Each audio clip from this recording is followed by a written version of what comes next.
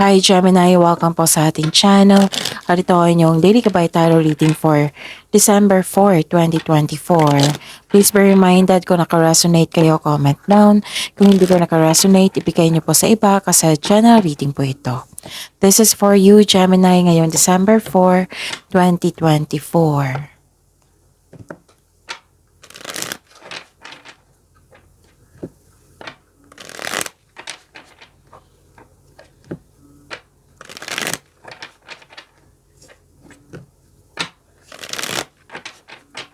Para po ito sa inyo Gemini ngayong December 4, 2024.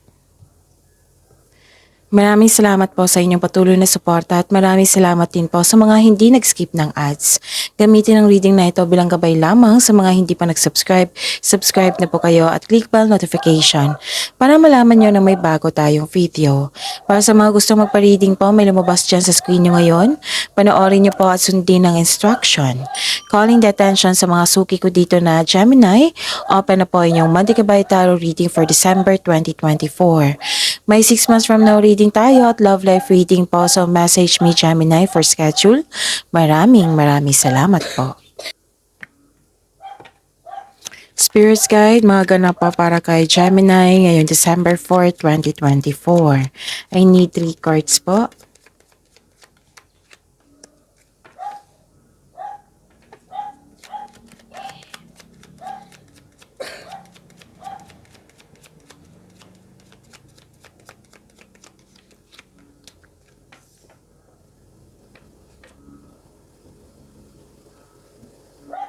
Gemini.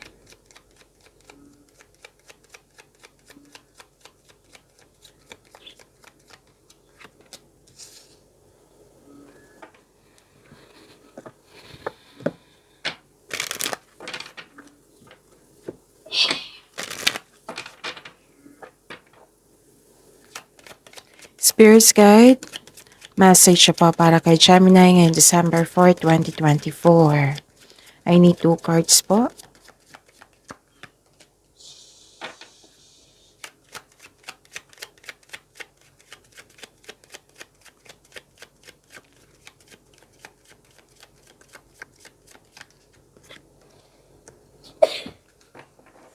Okay. Gemini, ngayong December 4, 2024. May malaking influence ang isang lalaki sa araw na ito. Maaring siya yung concern mo ngayon or siya yung nagbigay ng happiness sa iyo at siya yung nagbigay ng sakit ng ulo. Nakita ko dito na may reunion, party, meeting, yung pagtipon-tipon ng grupo ng tao, special event, pwede, public event, pwede. May nakita rin akong offer, proposal po. Pwede nagkaroon kayo ng deal sa isang tao, nagkaroon kayo ng usapan, long-term commitment. May nakita rin akong signing of contract dito, pwede sa trabaho ito, or pwedeng usapin tungkol sa marriage contract. May nakita ko ditong proposal, pwedeng engagement ito, kasal, ikakasal at nag-uusap sa marriage contract. Okay? So, may pag-uusap sa isang tao na nagkaroon kayo ng deal, long-term commitment agreement. Okay? So, yun. Ang mensahe po, you will soon enter into a beneficial partnership. Luck and longevity bless this union. Okay? So, pasensya na po kayo sa ingay. Oo, maingay po yung aso namin. So, focus kayo sa mensahe and don't worry, nakafocus ako sa reading nyo ngayon. Your dreams and desires are calling you to action. The journey begins today. So, my new journey. My luck, L-U-C-K, and longevity bless this union. My partnership na ganap, which is the clarification of your card here na may offer sa isang tao, agreement sa isang tao, pwedeng proposal or offer ito sa trabaho na may signing of contract. Diba yung sabi ko kanina, or commitment bagong pasok sa isang relasyon or connection sa isang tao or nag-level up kayo. Oo. Kayong dalawa. So, your dreams and desires are calling you to action. Okay? So, kailangan ng action. Kasi magsisimula na ang iyong journey. The journey begins today. Okay, Spirits Guide, ano po yung energy ni Gemini ngayong December 4, 2024?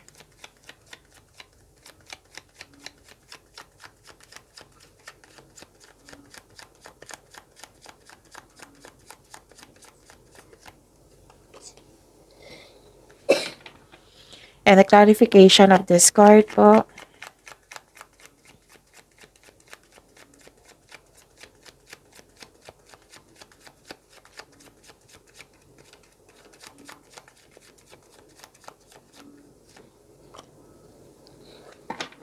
Okay. Sa mga may oras dyan, last week, may 4 days po yung reading for December 2024. So, check nyo po kung hindi nyo pa napanood. Okay, kung may narinig o may nakita kayong repeating message, meaning to say, pinupush yan ng cards sa inyo, kasi ang ilan sa inyo hindi pa binigyan ng atensyon, na kung maaari din po, bigyan nyo po ng solusyon at aksyon. Remember, Gemini, at the end of the day, alam mo na ikaw lang taong may kakayahan at responsable na gumawa ng sarili mong katotohanan at kinabukasan. So, ano yung energy mo, Gemini? Nakikita ko dito na nagkaroon po ng sama ng loob or self-doubt, disappointment. May naalala ka sa nakaraan at ikaw ay nahihirapan, nabibigatan, na-stuck ka sa nakaraan, sa mga nangyari sa nakaraan. Nagkaroon ng delay sa plano mo in terms of future plans. Feeling mo na trap ka and unable to progress without really understanding why. So this card advise you na to accept and move forward. Hindi na yun mababago yung nakaraan. Kailangan mo lang itong tanggapin na nangyari na ito sa iyo. Lahat naman ng pagsubok ay may naiwang aral sa ating buhay. So you have to move forward. Acceptance is the key. Self-assessment. Kailangan din yan. So, yun. You have to surrender, accept, let it go, release, forgive. Para magkaroon ng healing process. Okay? So, yun. Ano pa? Nakikita ko rin dito na nagkaroon po ng concern sa isang tao na too much focus sa material wealth. Okay? Again, may concern kayo sa isang tao na too much focus sa material wealth, greedy,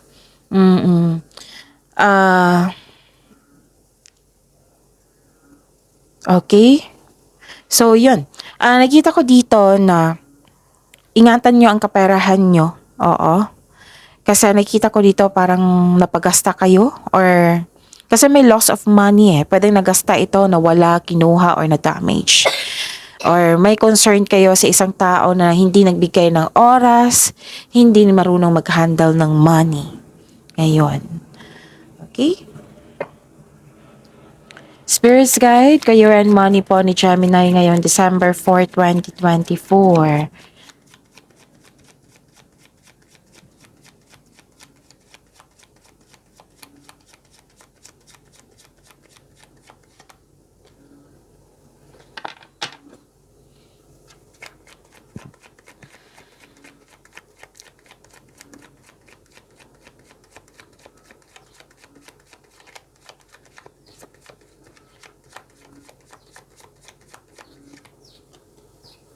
Okay.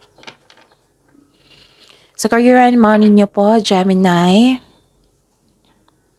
nakikita ko dito na mas lumawak yung ambisyon mo sa buhay. Oo. At, nag-iisip ka sa dream mo sa buhay. Actually, mataas ang intuition mo ngayon, Gemini. May sekreto kang malalaman ngayon o malalaman mo na kung sino ang manloloko or nanloko sa'yo. This card also tells you na dapat ikaw ay magpahinga at magnilay-nilay. So, babala din ito sa mga kaaway na nagtatagong anyo. So, be careful of seeing things that are not there. Okay? Di ba may sabi ako sa inyo kanina sa oracle cards nyo na may offer, na may signing of contract?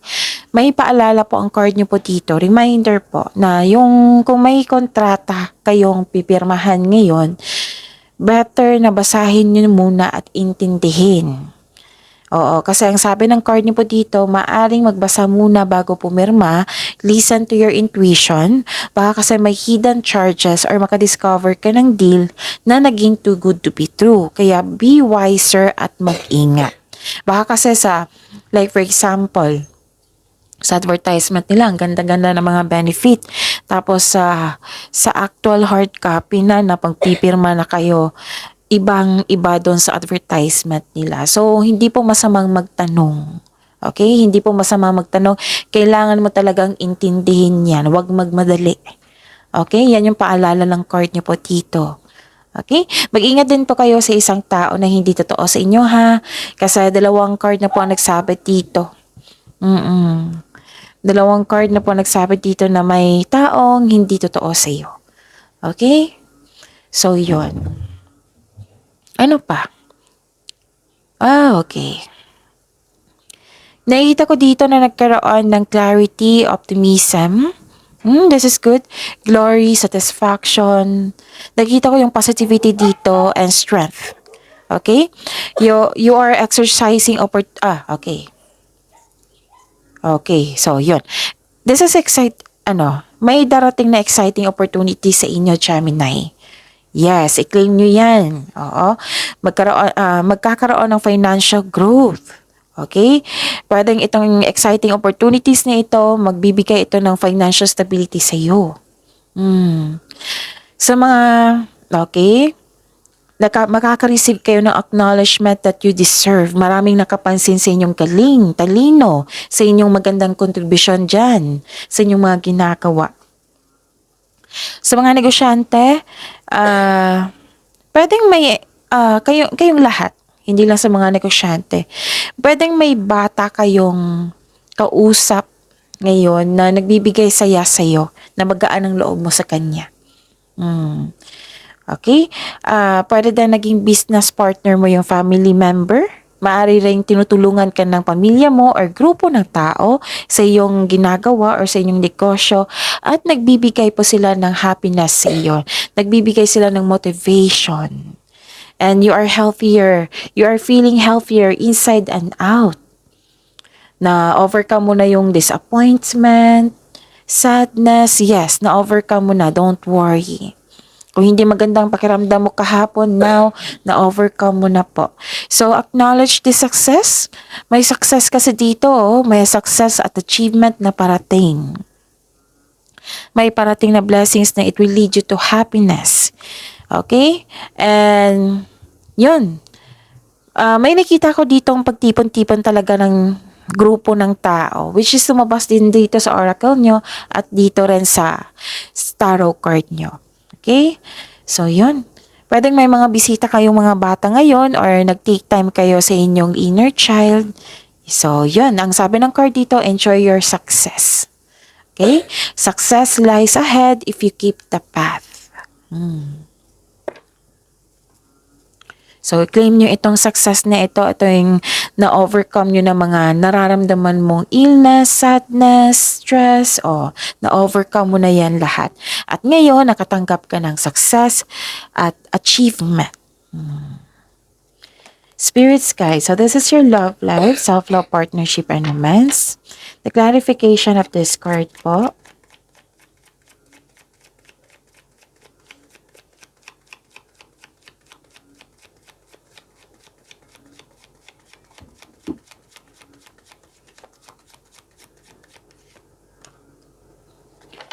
Okay, maraming salamat po sa patuloy na tiwala at suporta sa ating channel at maraming salamat po sa mga hindi nag-skip ng ads. May nakita ko dito, dalawang card na po nagsabi dito, from here to here na malakas ang inyong intuition. Nagkaroon din ng self-knowledge, wisdom, nakatanggap kayo ng wisdom, may changes po nangyari, common sense, awareness. Dalawang card na nagsabi dito na may malalaman kayong sekreto mula sa isang tao. Makinig din kayo sa inyong intuition, okay? Listen to your intuition. Okay? Parang naghahanap ka ng sagot sa inyong mga katanungan dito. At ang sabi ng card niyo po dito, nasa iyo na po daw yung sagot. The advice is to clear your mind and ask your heart for the answers you seek. The answers are already within you. So trust your own counsel first. Magtiwala po sa inyong sarili. Okay? So trust your feelings instead of overthinking and overanalyzing. So stop overthinking ha, kasi nakakasama yan sa iyo. Hindi yan nakakatulong, kundi nakapagbigay yan ng stress. Makakadrain yan ng energy. Malilito ka niyan. So stop overthinking. Give solution, change the channel, time for reflection or mindfulness skills, yan, makakatulong yan sa pag-stop ng overthinking. Okay? Kasi ang overthinking, makakabuo kayo niyan ng blockages. Kasi mahirapan kayo eh. So, yun. So, listen to your intuition and have faith sa universe. Okay? Yun. Ano pa? And, nakikita ko dito na nagkaroon po ng, Gemini. 3 card na po ang nagsabi dito ha. So, give attention. 1, 2, 3. Give attention kasi may taong hindi totoo dito. Pwede din sa sarili mo, hindi ka totoo sa totoong nararamdaman mo. Pwedeng concern mo sa isang tao na may tao talagang hindi totoo sa iyo. Okay? Pwede din may gusto kang bilhin. Oo. Pag-isipan nyo na po ng mabuti kasi may nakita kong loss of money dito, di ba? Pwedeng napagkasta ngayong araw na ito. So, control it. Pag-isipan po ng mabuti. Pero at the end of the day, kayo naman po mag-decide niyan kasi pera nyo yan. Pero yung sabi ng card nyo dito, kasi ilang beses na lumabas, kailangan nyong kontrolin yung sarili nyo. Baka magkakaroon po ng paggasta kasi may gusto kayong bilhin. May gusto kayong maganap. Ganun. Na baka hindi ito kailangan kasi. So, pag-isipan ng mabuti. Okay? Tapos, 3 card na rin nagsabi dito na may taong hindi totoo sa inyo. May mapalinlang na tao na gustong may kunin sa iyo. So, ingat po. Ingat. So, i-pray nyo po na sana'y yung taong yon hindi matuloy na yung masamang balak niya, yung magiging mabuti na siya sa kanyang sarili at sa kanyang kapwa. Kung sino ba to, Miss Jav? Malakas yung intuition nyo. 2 card na nga nagsabi na malakas ang inyong intuition. So, malalaman mo yan. Itanong nyo sa inyong intuition. Kung hindi nyo alam kung paano mag-connect sa inyong intuition, i-search nyo po sa Google kasi maraming paraan yan. Okay? So, claim nyo tong success nito, itong happiness na ito, itong offer na ito. Okay? Itong new journey nyo. Yes, may partnership daw na magaganap, which is lumabas sa inyong career and money kanina. So, luck and longevity bless this union. Okay?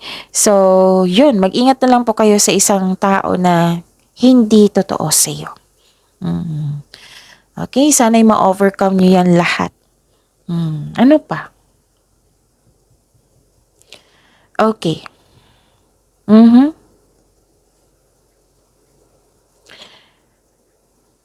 Confused kayo dito. Pwedeng na-confuse kayo sa treatment ng isang tao na hindi totoo sa iyo. Siguro nagtaka kayo kung bakit siya ganyan sa iyo. Confused kayo. Para hindi kayo ma-confuse, may sinabi dito na acceptance and kung pwede, limit yourself and put boundaries. Kung hindi pa siya mag-stop, ganun na. Oo, ang importante kasi na hindi mo matanggap yung negative energy niya. Yan yung pinaka-importante na hindi kayo maapektuhan. Patuloy lang po kayo sa inyong mga ginagawang mabuti dyan. Okay, lalo na't may new journey kayo. Okay? And nakikita ko naman dito na maintindihan mo yung taong yun. Pero aware ka eh.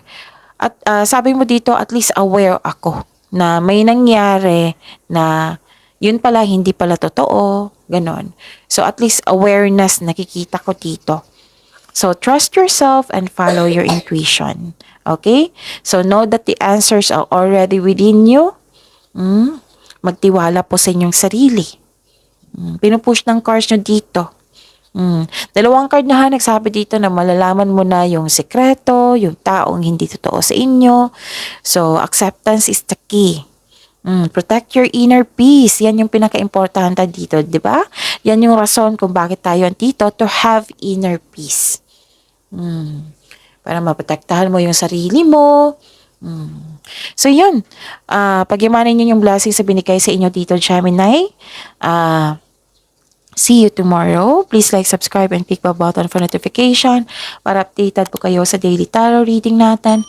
Maraming salamat po.